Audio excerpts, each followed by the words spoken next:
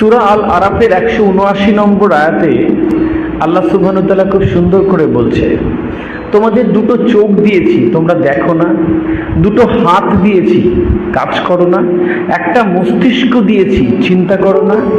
যারা এটা না করে তাদের জন্য রয়েছে আযাব এবং শাস্তি। চিন্তা করো একবার, কত সুন্দর কথা।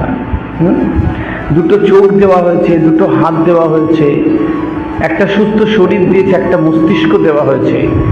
পৃথিবীর সকল মানুষদের কি এর থেকে আলাদা নাকি? সবার একই। যে মাধ্যমিকে ফার্স্ট হয় আর যে লাস্ট হয়, মাধ্যমিকে যে ফার্স্ট হয় তার কি 3টে হাত, তার কি 3টে পা, তার কি 15টা চোখ? একই জিনিস না? শুধুমাত্র ও চেষ্টা করে আর আমরা চেষ্টা করি না বলে আমরা আসলে আমাদের ওই জায়গা থেকে হারিয়ে যাই। আমরা আজকে শপথ নেব ওই কারণের জন্যে। তোমাদের পরে যখন আমি একটা ঘন্টাখানিক সময় পাবো একটি সেশন করানোর জন্যে, আমি খুব বিস্তারিতভাবে তোমাদের সাথে সেই কথাগুলো বলবো। একটা মানুষ 1 থেকে কিভাবে 100 অবধি পৌঁছতে পারে। সবাই পারে। তুমি এখানে বসে আছো, এই তুমি কিভাবে পৃথিবীর সেরা মানুষ হবে এটা করা যায়। শুধুমাত্র তোমাকে কিছু জিনিস বুঝতে হবে, মেনটেন করতে হবে। এই জিনিসটা তোমাকে জানতে হবে, তোমাকে বুঝতে হবে যে আমি আসলে কি চাই এই জীবনে। যতক্ষণ তুমি না জানবে তুমি কি চাও, ততক্ষণ তোমার পড়াশোনায় মনোযোগ আসবে না। যতক্ষণ তুমি না জানবে যে তুমি আসলে কোথায় পৌঁছতে চাও, ততক্ষণ তোমার মনে হবে আমি তো সব এমনি এমনি পড়ে যাচ্ছি, আমি কেন পড়ছি। এই কেন পড়ছি এর কারণটা যদি তুমি তোমার মাথায় না ঢুকিয়ে দিতে পারো, তাহলে কিন্তু তোমার পড়াশোনা করতে ভালো লাগবে না। যতক্ষণ স্যারেরা সেলফ স্টাডিতে ছড়িয়ে নিয়ে ঘুরবে ততক্ষণ তুমি পড়বে, নইলে স্যার চলে গেলে তুমি ফাঁকি মারবে। যখন তুমি বুঝবে যে আমার জন্ম কেন আল্লাহ সুবহানাহু ওয়া তাআলা মানুষ করেছে, আমার কি দায়িত্ব, আমি কোথায় যেতে চাই, যখন তুমি এটা বুঝবে তখন আর সেলফ স্টাডিতে স্যারেদের ছড়িয়ে নিয়ে চলতে হবে না।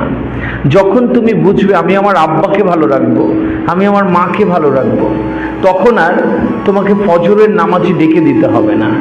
যখন তুমি জানবে যে আমি অনেক বড় মানুষ হব, বড় আইপিএস অফিসার হব, পুলিশ অফিসার হব, এই সমাজের মানুষকে সেবা করব, বিরাট বড় ডাক্তার হব, ওই সুন্দরবনের মানুষদের গিয়ে সেবা করব, তখন আর তোমাকে জোর করে পড়াতে হবে না, তুমি নিজেই পড়বে। এই শপথ আমরা আজকে নেব ইনশাল্লাহ। একটা মানুষ যদি চায়, একটি কথা রয়েছে যে একজন বড় দার্শনিকের কথা, যে আমাকে আপনি 4টে এরকম বয়সের বাচ্চাদের পাঠিয়ে দিন যাদের বয়স 10-12 বছর। 20 বছর পরে আপনি যদি এই 10-12 বছর বাচ্চাদের ডাকাত চান ডাকাত করে দেব, যদি প্রফেসর চান প্রফেসর করে দেব, যদি মনে করেন যে বিরাট বড় চোর তো চোর তৈরি করে দেব। বিষয়টা হচ্ছে এই বয়সে সবার মস্তিষ্ক একই রকম থাকে, 19 আর 20। আমরা কেউ ব্যবহার করি আর কেউ ব্যবহার করি না। তাই আমরা আমাদের এই মস্তিষ্কটাকে ব্যবহার করব। আমি আমার কনফারেন্সে বহুবার বলেছি, তুমি যে মাথাটা নিয়ে বসে আছো এই মস্তিষ্কের দাম 5,000 কোটি টাকা। 5,000 কোটি টাকা। তুমি চিন্তা করতে পারছো? আল্লাহ সুবহানাহু ওয়া তাআলা শুধু তোমাকে এইটুকু দিয়েছে 5,000 কোটি টাকা। বিজ্ঞানীরা গবেষণা করে দেখেছে যদি এরকম মস্তিষ্ক বানানো যেত তাহলে 5,000 কোটি টাকা লাগতো।